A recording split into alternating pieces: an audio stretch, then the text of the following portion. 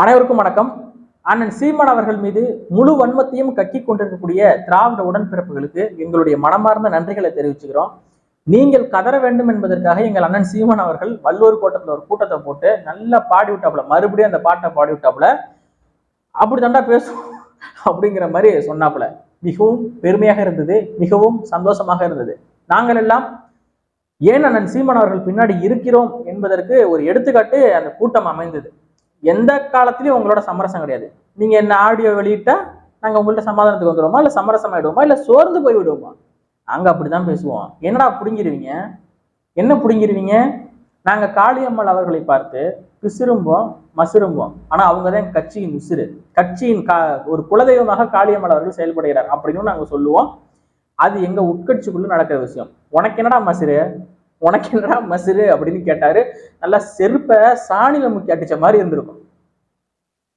நிறைய கேள்விகள் கேட்டாரு.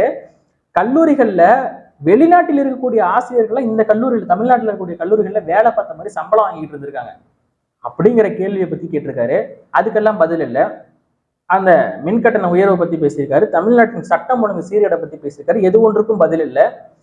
இதுக்கெல்லாம் பதில் சொல்ல முடியாம இதையெல்லாம் திசை மாற்றம் அடைமாற்றம் செய்ய வேண்டும் அப்படிங்கிறதுக்காக மீண்டும் அந்த துருப்பிடிச்ச இரும்பு இருக்குல்ல விஜயலட்சுமி, அதை கூட்டிட்டு வந்து வீடியோ போட வச்சானுங்க பாரு.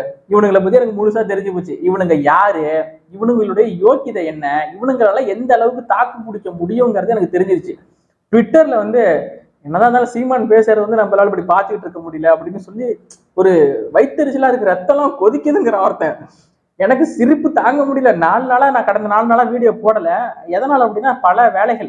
காலையில 7 மணிக்கு வீட்டை விட்டு போய் நைட்டு 10 மணிக்கு வரக்கூடிய அளவுக்கு கடுமையான வேலையில இருக்கேன். அதனால வந்து வீடியோ போட முடியல. ஆனா கண்டென்ட், பல கண்டென்ட் பேசிக்கிட்டே இருக்கலாம் போல, அவ்வளவு கண்டென்ட் கொடுத்துட்டே இருக்காங்க. நமக்கு என்னடா வீடியோ கூட போட முடியல அப்படின்னு ஒரு வருத்தம் இருந்தாலும் கூட பார்த்து நல்லா வயிறு விழுங்க சிரிச்சேன். இதுல எங்க செந்தில்வேல் இருக்காரு பாரு, புரோட்டா வச்சு, அவரு பாட்டு பாடுறாருங்க. அண்ணன் சீமான் அவர்களை பத்தி, ஈழத்தமிழர்களை ஏமாற்றி பிழைக்கும் சீமாட்டி. அப்புறம் சுந்தரவல்லி ஒரு பக்கம். ஏண்டா வெக்கமா இல்லையடா உங்களுக்குலாம்? ராஜாஜி என்கிற ஒரு பார்ப்பனர் கருணாநிதி வீட்டு வாசலின் முன் வந்து நின்று கதறினார். மதுக்கடைகளை திறந்து பல மக்களின் பெண்களின் தாலியை அறுத்து அந்த பாவத்தை வந்து கொட்டிக்காத, மதுக்கடைகளை மட்டும் திறந்துடாத அப்படின்னு சொல்லி கதறி இருக்காரு. அப்பயும் மீறி மதுக்கடையை திறந்து வைத்து தமிழ்நாட்டு மக்களுக்கு குடியை கொடுத்து குடியை கெடுத்த கருணாநிதிக்கு நீங்க எல்லாம் இப்படி ஆதரவா பேசுறீங்க, உங்களுக்கு வெக்கமா இல்லையடா அப்படின்னு சொல்லி கேட்கணும்னு தோணுது. தமிழ்நாட்டுல வந்து அரசியல் கட்சி தலைவர்களுக்கு, பல தலைவர்களுக்கு பாட்டு இருக்கு. ஒவ்வொரு தலைவருக்கும் பாடல் வந்து எழுதப்படும். சில தலைவர்களுக்கு உயிரோடு இருக்கும்போதே பாடல் எழுதப்படும். சில தலைவர்களுக்கு அவங்க மறைஞ்சதுக்கு அப்புறமா அவர்களின் புகழை பாடும் விதத்தில் பாடல் வரிகள் எழுதப்பட்டு வெளியாகும். அப்படி தமிழ்நாட்டுல பல்வேறு அரசியல் கட்சி தலைவர்களுக்கு பாடல் இருக்கு, மூத்த தலைவர்களுக்கு பாடல் இருக்கு. அப்படிலாம் என்னென்ன பாடல்லாம் இருக்கு அப்படின்னு கேட்டீங்கன்னா, ஐயா காமராஜர் அவர்களுக்கு ஒரு பாடல் இருக்கு. ஏழை எளிய மக்களின் பசியை தீர்ப்பதற்காக கஞ்சி தொட்டி கழகம் என்று ஒன்று ஆரம்பிச்சாரு. அதனாலதான் அந்த பாடல் வரிகள்ல வரும், கஞ்சி தொட்டி நடத்தி கஷ்டம் தீட்ட ராசா அப்படிங்கிற ஒரு பாடல் வரிகள் இருக்கு. இன்னொரு பக்கம் பாத்தீங்கன்னா, ஐயா இமானுவேல் சேகரனார் அவர்களுக்கு ஒரு பாடல் இருக்கு. அந்த பாடல் வரிகள் எதற்காக எழுதப்பட்டது அப்படின்னு பாத்தீங்கன்னா, இமானுவேல் சேகரனார் அவர்களுடைய ஒரு இஸ்லாமிய நண்பர், அவருடைய மகளுக்கு திருமணத்துக்கு வந்து தேதி முடிவு பண்ணிட்டாங்க. ஆனா திருமணத்துக்கான செலவுக்கான பணம் வந்து ஏற்பாடு பண்ணணும் இல்லையா, யார்கிட்ட கேட்டிருப்பாங்க போல. அங்கிருந்து வரக்கூடிய பணம் வராதுன்னு தெரிஞ்ச உடனே ஐயா இமானுவேல் சேகரனார் அவர்கள்ட்ட அந்த இஸ்லாமிய நண்பர் ஓடி வராரு. இந்த மாதிரி ஒரு இடத்துல பணம் கேட்டிருந்தோம், அது வரும்னு பார்த்தா வரல அப்படின்னு சொன்ன உடனே அறுவடைக்கு தயாராக இருந்த விளைநிலத்தை அடகு வைத்து விட்டு இஸ்லாமிய நண்பரின் மகளின் திருமணத்தை நடத்தியவர் இமானுவேல் சேகரனார் அவர்கள். அதுக்காக அவருக்கு என்ன பாட்டு வந்தது அப்படின்னா, இஸ்லாமிய நண்பர் மகள் திருமணம், அதுக்கு விளைந்த நிலத்தை அடகு வைத்த பெருங்குணம் அப்படிங்கிற ஒரு பாடல் வந்து வந்தது. இஸ்லாமிய நண்பர் மகள் திருமணம், அதுக்கு விளைஞ்ச நிலத்தை அடகு வைத்த பெருங்குணம்.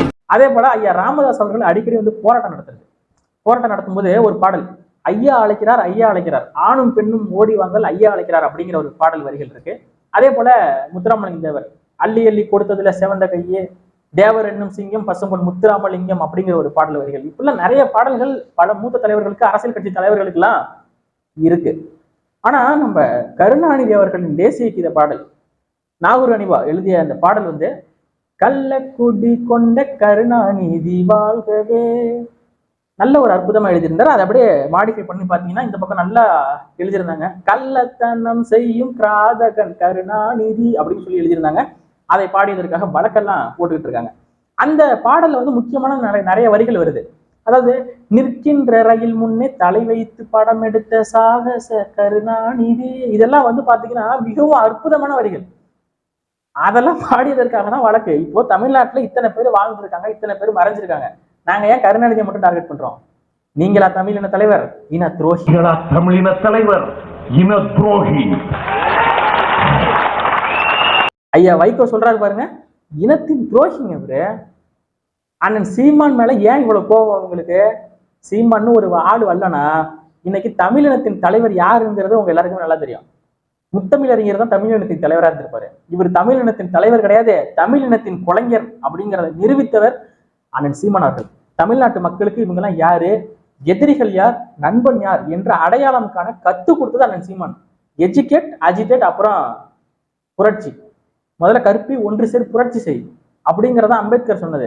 முதல்ல கற்பிச்சார் வந்து, இதெல்லாம் நடக்குது, இங்க தற்சார்பு பொருளாதாரம் பண்ணலாம், அங்க வந்து நம்ம வளங்கள் கொள்ளை போகுது, ஈழத்துல நம்ம மக்கள் கொல்லப்படுறாங்க, இதெல்லாம் வந்து மக்கள்கிட்ட சொல்லிக்கிட்டே இருந்தார் தொடர்ச்சியா. எல்லாம் கேட்டுட்டே இருந்தாங்க. அதுக்கப்புறமேட்டு கொஞ்சம் கொஞ்சமா இணைய ஆரம்பிச்சாங்க. ஒவ்வொரு தேர்தலிலும் வளர்ச்சியை மட்டும்தான் கொடுக்குது. நீங்க கர்நாடகத்து பொம்பளையை கூட்டிட்டு வந்து அரசியல் பண்ணாலும் சரி, இல்ல இங்க இருக்கக்கூடிய பொம்பளைங்களை வச்சுக்கிட்டு இங்க அது பண்ணிவிட்டா 7 முறை வாயில வருது நல்லா, அது பண்ணிவிட்டா இது பண்ணிவிட்டான்னு சொன்னாலும் சரி, ஒரு இளவு தாக்கத்தையும் ஏற்படுத்தாது. தேர்தல் அரசியலில் நாம் தமிழர் கட்சிக்கு வளர்ச்சியை தான் தரும். 2018-19 அந்த காலகட்டங்கள்ல விஜயலட்சுமியோட தாக்கம் மிகப்பெரிய அளவுல இருக்குது. எதுல? சமூக வலைதளங்கள்ல. எப்படியாவது காலி பண்ணிடணும், ஒழிச்சு கட்டி போடணும்னு நினைச்சாங்க. ஆனா 2021 தேர்தலில் 31 லட்சம் வாக்குகளை வாங்கினோடனே பல நபர்களுக்கு டப்பா டான்ஸ் ஆட ஆரம்பிச்சிருச்சு. அதுல முக்கியமான ஆளு சுபேரா பாண்டியன். என்னத்த சொல்றது, சுபேரா பாண்டியனுக்கு ஒரு பாட்டு இருக்குங்க, சொல்லட்டுமா? என் நண்பன் பாலாங்கிற, தென்காசி பாலாங்கிற நபர் பாடியிருக்காப்புல, பாருங்களேன். எம்புட்டு இருக்குது ஆசை லூலு மேல அத காட்ட போறேன், எம்புட்டு இருக்குது ஆசை லூலு மேல அதை காட்ட போறேன். அதாவது பாத்தீங்கன்னா மக்களே, இந்த லூலு அப்படிங்கிறத வச்சுட்டு அவங்க என்னென்ன பண்ணிட்டு இருக்காங்கன்னு தெரியும். இவங்க எல்லாம் வந்து இந்த இளைஞர்களை வழக்கு போடணும், சிறைப்படுத்தணும் அப்படின்னு சொல்லி நினைக்கிறாங்க மக்களே. யாருன்னா இந்த சின்ன சின்ன பசங்க யூடியூப்ல பேசுறவங்க, இவங்களதான் வந்து நினைக்கிறாங்க. நல்ல ஒரு புரட்சிகர சிந்தனை கொண்ட ஒரு இளைஞனுக்கு வெங்காட்டு சிறைகள், வெண்ணில அறைகள், அவ்வளவுதான் சொல்ல முடியும் உங்களுக்கு. நீங்க எல்லாம் என்னடா அப்படிங்கிறீங்க, டேய் என்ன தரா பண்ணிருவீங்க? நீங்க அண்ணன் சீமானத்தோட பக்கு இல்லாத திராவிட மாடல் அரசு யூடியூப்ல பேசுறவன தான் கைது பண்ணுனா, அந்த கைதுக்கு நாங்கள் தயாராக இருக்கிறோம். ஒவ்வொரு நாளும் நாங்கள் தயாராகத்தானே இருக்கிறோம். கையில அதுதான் வந்து இந்த போட்டிருந்த மோதிரம் இதெல்லாம் கழட்டி அடக்க வச்சாச்சு. கையில போட்டு எதுக்கு நம்ம சிறைக்கு போட்டு அங்கே கொடுக்கணும், அங்கிருந்து திரும்ப வாங்குறதுலாம் அதெல்லாம் நடக்குமாங்க? கையில இருக்கிறது ஒரே ஒரு ஃபோன் தான், அதையும் நல்லா கிளியர் பண்ணி வச்சுக்கோங்க. பர்சனலா ஏதாவது பேசியிருக்கீங்க அதெல்லாம் வந்து கிளியர் பண்ணி வச்சுக்கிறது ரொம்ப சேஃப்டி. இன்னைக்கு கூட சொல்லல, இன்னும் 1.5 வருஷம் 10 வருஷம் ஏற்கனவே கூப்பிட வந்தாங்க, அடுத்த 10 வருஷம் கூப்பிட வந்துவாங்க. அது மாதிரி அது வரைக்கும் நம்ம இந்த 1.5 வருஷம் மட்டும் கொஞ்சம் எச்சரிக்கையா இருப்போம். ஏன்னா அந்த அளவுக்கு சிறப்பான ஆள்கிட்ட ஆட்சி இருக்கு, எப்ப தூக்குவாங்கன்னு தெரியாது. யாரை நம்மளதான் நீங்க எதிரியா பாக்குறாங்க, அப்படின்னா அவங்களுடைய கெப்பாசிட்டி என்னன்னு பாத்துக்கோங்க. அண்ணன் சீமானவர்களை அவங்க கைது பண்ண மாட்டாங்களா? அம்மா ஜெயலலிதா ஆட்சியில இருந்தப்ப ஐயா ராமதாஸ் அவர்களை கைது பண்ணாங்க. ஐயா ராமதாஸை கைது பண்ணப்ப வட தமிழகத்துல பேருந்துகள் ஓடல, எத்தனை பேருந்துகள் அடிச்சு உடைக்கப்பட்டது தெரியுமா? ஐயா காடுவெட்டி குரு அவரை கைது பண்ணப்ப இப்படிதான் வந்து கலவரம் நடந்தது. ஆனா டைரக்டா அந்த அம்மா வந்து டைரக்டா தலைவர்கள் மேல கை வச்சாங்க. அந்த வீரனை எனக்கு பிடிச்சிருக்கு. 4 முறை தேசிய பாதுகாப்பு சட்டத்தை காடுவெட்டி குரு அவர்கள் மீது மீண்டும் மீண்டும் போட்டாங்க. அதுல நமக்கு உடன்பாடு கிடையாது. ஆனா டைரக்டா தலைவர்கள் மேலதானே கை வைக்கிறாங்க. நீங்கள மாதிரியா யூடியூப்ல பேசுறவனையும் இந்த வீடியோ போடுறவன், மீம் போடுறவன், இவனை தூக்கி கைது பண்றதுலாம் ஒரு கைது. இவனை கைது பண்ணிட்டு என்ன என்ன ஆகுதுல, இதுல என்ன மாற்றத்தை நீங்க கண்டுபிடிக்க போறீங்க? அப்ப இவங்க வந்து மக்களுக்கு பணி செய்யல, அரசியல்வாதி கிடையாது. இவங்க வந்து யூடியூபரையும் இவனையும் கண்காணிக்கக்கூடிய ஒரு ஆளு. சோசியல் மீடியால எவன் என்ன பதிவு போடுறான், எவன் என்ன பேசுறான், எவன் எப்படி பேசுறான், இதை பார்த்துட்டு உட்கார்ந்து இருக்கிறது. இன்னைக்கு வந்து ரெட்பிக்ஸ் ஃபெலிக்ஸ் ஜெரால்ட் அவர்கள் சிறையிலிருந்து விடுதலையா இருக்காரு. விடுதலையான உடனே அண்ணன் சீமான் அவர்களை வந்து பாக்குறாரு. சவுக்கு சங்கர் கடந்த முறை கைது செய்யப்பட்டு விடுதலையான போதும் அண்ணன் சீமான் அவர்களா வந்து சந்திச்சாரு. இதுக்கெல்லாம் காரணம் என்ன நினைக்கிறீங்க? சீமான் என்பவர் ஒரு ஆன்மா பலம். வெளியில வந்த உடனே சீமான் அவர்களை நன்றி கடனை காட்டும் விதமாக சந்திக்கிறாங்க. ஏன்னா அவங்க சிறையில் இருக்கும்போது, ஆபத்தில் இருக்கும்போது உதவி இருக்காரு அண்ணன் சீமான். ஆபத்தில் உதவுபவனே உண்மையான நண்பன். ஒரு கவுன்சிலர் சீட்டு கூட இல்ல அண்ணன் சீமான் கிட்ட. நக்கல் அடிக்கிறீங்க. சவுக்கு சங்கரும் ரெட்பிக்ஸ் ஃபெலிக்ஸ் ஜெரால்டும் எதிர்கட்சி தலைவர் அதிமுக தலைவர் எடப்பாடி பழனிசாமியை சந்திச்சிருக்கலாம். இல்ல இந்தியாவே ஆளக்கூடிய பாஜக தலைவர் அண்ணாமலை அவர்களை பார்த்திருக்கலாம். அங்க பார்க்காம அண்ணன் சீமான் அவர்களை தேடி ஓடி வராங்கன்னா, சீமான் ஒரு ஆன்மா பலம்.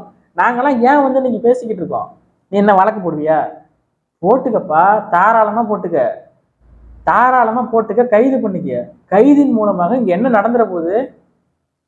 கைதின் மூலமாக என்ன நடந்துற போகுது? நல்ல ஒரு விழிப்புணர்வு உள்ள இளைஞனுக்கு, ஒரு புரட்சிகர சிந்தனை உள்ள ஒரு இளைஞனுக்கு வெங்காட்டு சிறைகளும் வெண்ணில அறைகளாகத்தான் தெரியும்.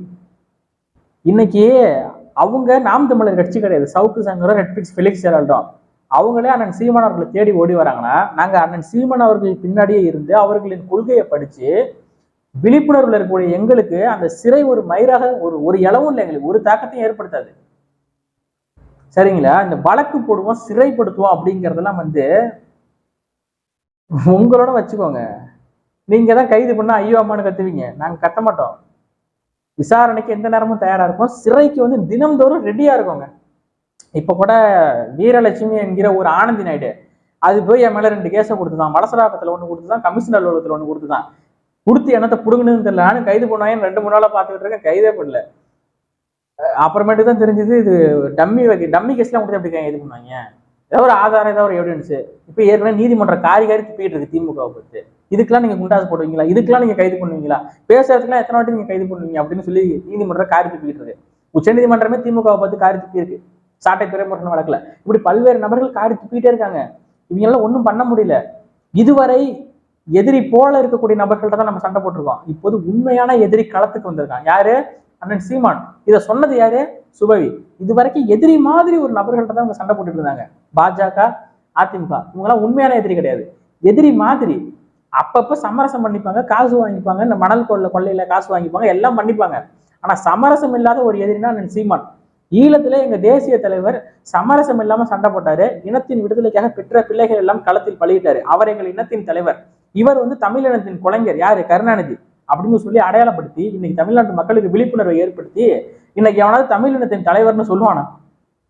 திமுக காரன் கருணாநிதி பத்தி தமிழினத்தின் தலைவர் இவரு தான் அப்படின்னு சொல்ல முடியுமா? முடியாது. இவங்களே ஓங்கோல்ல இருந்து வந்தவங்க. ஓகேவா? அதெல்லாம் ஒன்றும் பண்ண முடியாது மக்கள். இனிமே ஒன்றும் பண்ண முடியாது. இனிமேதான் ஆட்டம் ஆரம்பம். அண்ணன் சீமானுக்கு பாதுகாப்பை பலப்படுத்துங்க. அண்ணன் சீமான் அவர்களை தொட மாட்டாங்க. அண்ணன் சீமான் அவர்களின் பெயரை முதலமைச்சர் மு க ஸ்டாலின் அவர்கள் உச்சரிக்க மாட்டாரு. சீமான் அவர்களை கைதும் பண்ண மாட்டாங்க. அப்படி பண்ணுனா, அப்படி அண்ணன் சீமான் அவர்களின் பெயரை பயன்படுத்தினா என்ன நடக்கும்னு அவங்களுக்கு தெரியும். அது மிகப்பெரிய வளர்ச்சியின் உச்சத்தை தரும்.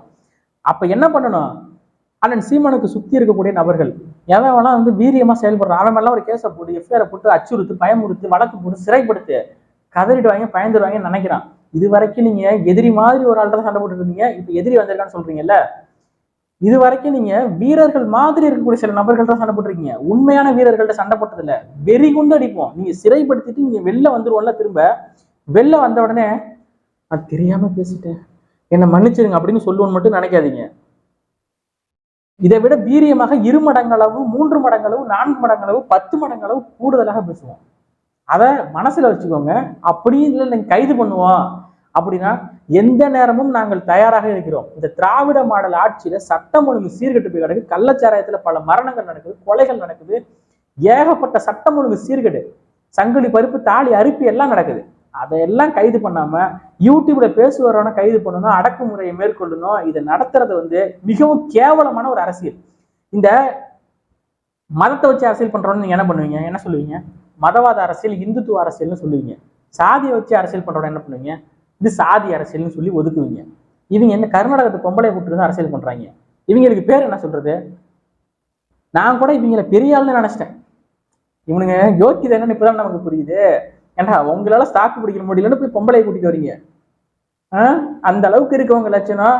நீங்க ஒரு ஐடிவிங்க, நீங்களாம் ஒரு ஆளு, உங்களுக்கு ஒரு பொம்பளைய வர கூப்பிட்டு வரீங்க போயிட்டு, நீங்க பதில் கொடுக்க முடியாம.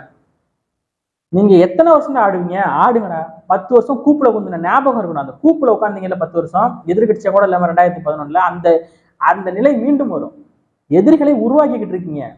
சவுக்கு சங்கர்லாம் ஒரு சாதாரண ஆளா இருந்த நபரை குண்டாசு போட்டு, அது போட்டு, வழக்கு போட்டு, சிறைப்படுத்தி பெரிய ஆள் ஆக்கி விட்டு எதிரிகளை நீங்களே தான் வளர்த்து விடுறீங்க. திமுக வந்து இன்னைக்கு 40க்கு 40 வெற்றி பெற்றுன்னு சொல்றாங்க.